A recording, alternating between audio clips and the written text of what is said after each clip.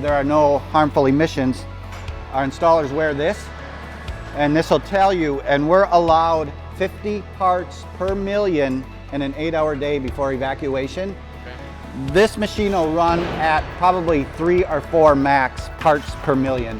When it's not working correctly, or if it's not working correctly, the machine will shut itself off.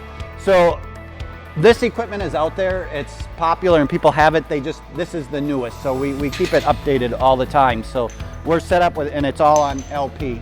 So there's not a need for an electrician to get involved in hooking up the 220 three-phase power, which can be costly too. So that's kind of an advantage to have that equipment for efficiency for sure. Okay, this is going to read the emissions from this machine. And like I said before, 50 for 8 hours is evacuation. So we're picking up 2 parts per million right now on this machine. You want to take a look at the depth of this crack. Now this crack started out as a saw cut, and as the concrete cured, it opened up, and we're looking at about 3/8 of an inch. And when you look down there, you can see the depth of the cut, but also you can see the crack where it continued to crack. So what we do is we put a backer rod in there.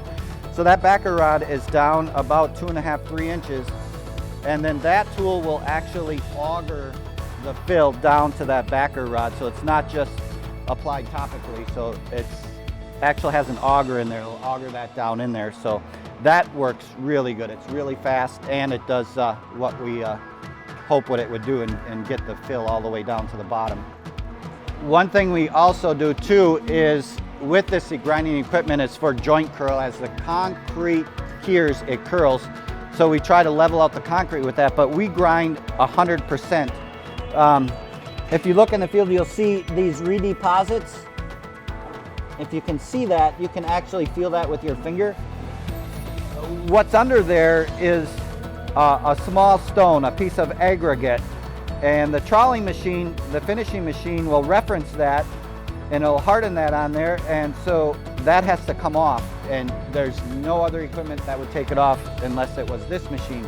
And we can see what that looks like. It would look like this. You can see the exposed aggregate here, and that machine's taking that off. So we feel it's necessary to grind every square foot of this floor that receives resilient flooring. The next step after this is ground, you can see there's kind of a film on here, right? We've exposed the concrete a little bit. I got some dust on my fingers. Silica laws, we're not allowed to sweep. They don't recommend sweeping the floor anymore. So this eliminates sweeping, and it's also much more efficient and does a cleaner job. We have a floor scrubber that's designated just for the concrete final cleaning. And that would be the final step to get the concrete to where we need to get it to accept the resilient flooring.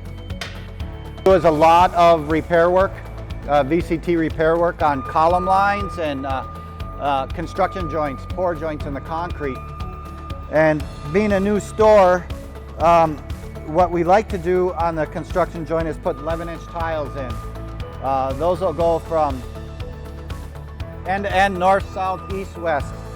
So it's undetectable. You can't tell it's an 11-inch tile, but on this column line in particular, if there is ever a need for a future repair, we can repair that now. If the joint opens up, we won't have that gap tile. We can repair the joint and then scribe a new tile in.